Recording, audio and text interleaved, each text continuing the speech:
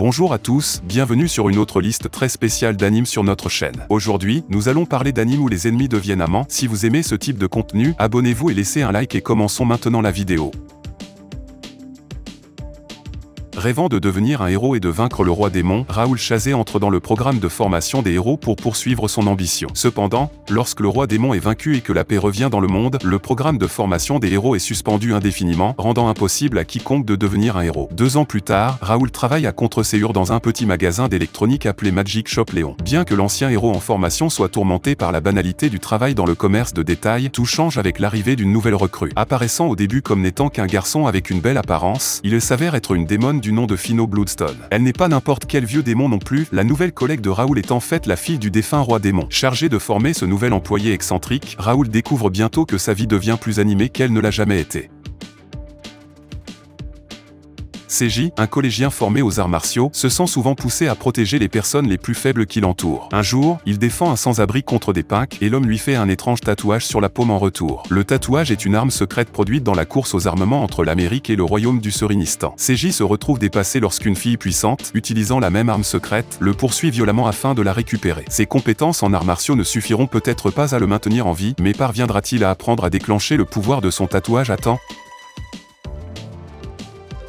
Le monde est devenu un abattoir pour les crimsons denisants, des êtres mystérieux d'un univers parallèle qui se nourrissent de l'énergie vitale des humains. Ces meurtriers impitoyables ne laissent derrière eux que de rares restes d'âmes appelées torchées, qui ne sont que de simples résidus qui seront finalement détruits, ainsi que le fait même de l'existence des victimes dans l'esprit des vivants. Dans une entreprise ambitieuse pour mettre fin à ce massacre invisible et affamé, des guerriers appelés Flammas combattent sans relâche ces monstres. Un jour fatidique, Yuji Sakai cesse d'être un lycéen régulier, il se retrouve piégé dans une crevasse du temps et est soudainement attaqué par un Denizen. Venant à sa rescousse juste à temps, une chasseuse sans nom ne semble pas différente d'une jeune fille ordinaire, à l'exception de ses yeux flamboyants et de ses cheveux cramoisis brûlants. Cependant, avant que Yuji ne puisse en savoir plus sur sa situation, il découvre qu'il a déjà été réduit à une torche, simplement un morceau de mémoire attendant d'être éteint. Il existe peu d'humains dans ce monde capables de manipuler leur âme pour former des armes puissantes. Surnommés Blazer, ces personnes étudient et s'entraînent à la prestigieuse Again Academy pour devenir des Mage Knight. Parmi les étudiants se trouve le soi-disant Eshekiki Kurogan, le seul Blazer classé F. Cependant, lorsque le pire étudiant de l'académie voit Stella Vermillon, une Blazer classée A qui se trouve être également une princesse, nue, elle le défie dans un duel aux enjeux désastreux, le perdant devient l'esclave du gagnant. Il n'y a aucun moyen que Stella puisse perdre, n'est-ce pas? Alors qu'il essaie de prouver sa force à un monde qui le croit le plus faible, Iki gagne de nouveaux amis, de la sagesse et de l'expérience.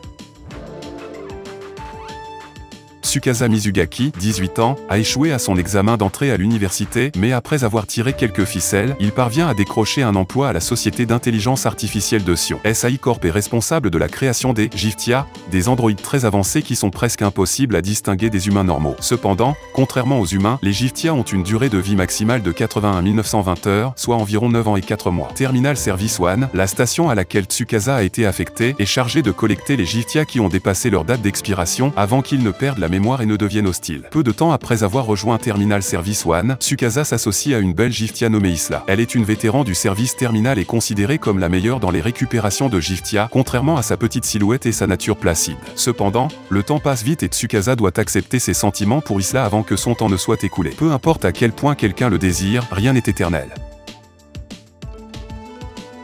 Raku Ishiju, élève de première année au lycée Bonyari, est l'unique héritier d'une intimidante famille Yakuza. Il y a 10 ans, Raku avait fait une promesse à son ami d'enfance. Il ne lui reste plus qu'un pendentif avec une serrure qui ne peut être déverrouillée qu'avec la clé que la jeune fille a emportée avec elle lors de leur séparation. Aujourd'hui, des années plus tard, Raku est devenu un adolescent typique, et tout ce qu'il veut, c'est rester aussi peu impliqué que possible dans son passé de Yakuza tout en passant ses journées d'école aux côtés de son béguin du collège, Kozaki Onodra. Cependant, lorsque l'American Beef Gang envahit le territoire de sa famille, les rêves romantiques idylliques de Raku sont mis à mal alors qu'il est entraîné dans un conflit frustrant. Raku doit prétendre qu'il entretient une relation amoureuse avec Kitoshi Kirizaki, la belle-fille de le chef de la BIV, afin de réduire les frictions entre les deux groupes. Malheureusement, la réalité ne pourrait pas être plus éloignée de ce mensonge énorme. Raku et Kitoshi tombent dans la haine au premier regard, car la jeune fille est convaincue qu'il est un jeu d'enfant pathétique, et aux yeux de Raku, Kitoshi est à peu près aussi attirant qu'un gorille sauvage. Niskwa suit les ébats quotidiens de ce couple mal assorti qui a été contraint de s'entendre pour maintenir la paix dans la ville. Avec de nombreuses autres filles qui surgissent dans sa vie, toutes impliquées d'une manière ou d'une autre dans le passé de Raku, sa recherche de la fille qui tient son cœur et sa promesse le mènent dans des directions plus inattendues que prévues.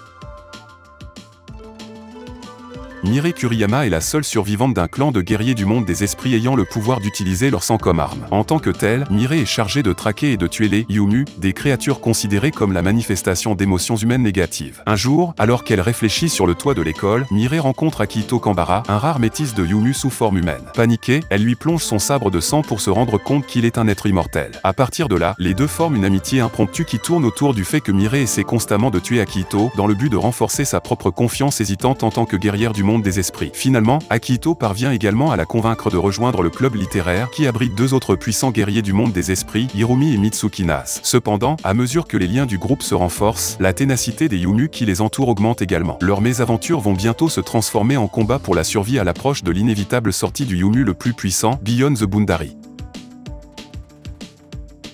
En réponse à l'aggravation du taux de criminalité, le Japon crée Tokyo Buteiai, une académie d'élite où des Butei, où des détectives armés perfectionnent leurs compétences mortelles dans l'espoir de devenir des agents de justice semblables à des mercenaires. Un Butei en particulier est Kenji Touyama, un étudiant en deuxième année antisociale et sec qui était autrefois un étudiant de la division d'assaut centrée sur le combat. Kenji mène désormais une vie de loisir en étudiant la logistique afin de dissimuler sa capacité spéciale puissante mais embarrassante. Cependant, ses jours paisibles prennent bientôt fin lorsqu'il devient la cible du tristement célèbre Butei Killer, et se heurte à un ouragan émotionnel et à un prodige au franc-parler du plus haut rang, Arya Holmes Kanzaki, qui sauve la vie de Kenji et exige qu'il devienne son partenaire après avoir vu de quoi il est vraiment capable.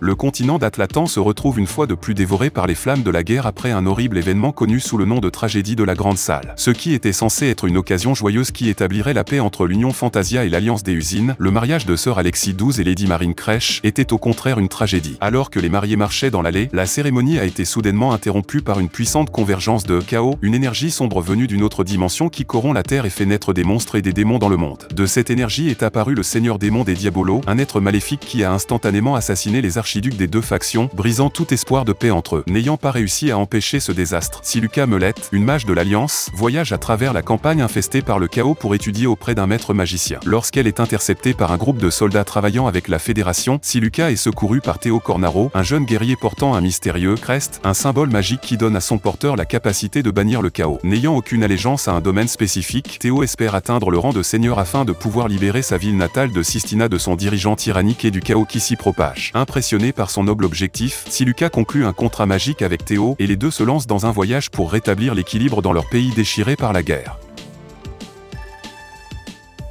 Il y a 10 ans, une fée du nom de Daisy est apparue et a demandé à l'enfant Eiji Oshimiya quel était son seul et unique souhait. Même si son souhait reste un mystère, les conséquences furent catastrophiques. Lors d'un événement appelé « Grande Destruction », le monde a commencé à s'effondrer alors que tout s'est effondré et que d'innombrables personnes sont mortes. Aujourd'hui, Eiji est un lycéen dont la seule préoccupation est sa sœur malade. Il ne se souvient pas de ce qu'il souhaitait, tout ce dont il se souvient, c'est que son souhait a provoqué la Grande Destruction. Dans les années qui ont suivi cet événement, des milliers d'autres personnes ont également reçu la capacité de réaliser le désir de leur cœur. Ces personnes appelées ordres sont considérées comme mauvaises et détestées par le grand public. Cependant, certains de ces ordres s'en prennent à la vie d'Eiji pour se venger de ceux qu'il a tués. Eiji sera-t-il capable de survivre aux nombreuses tentatives d'assassinat? Et le plus grand mystère de tous, que souhaitait-il et quelles étaient ses intentions en souhaitant quelque chose qui causait tant de désolation?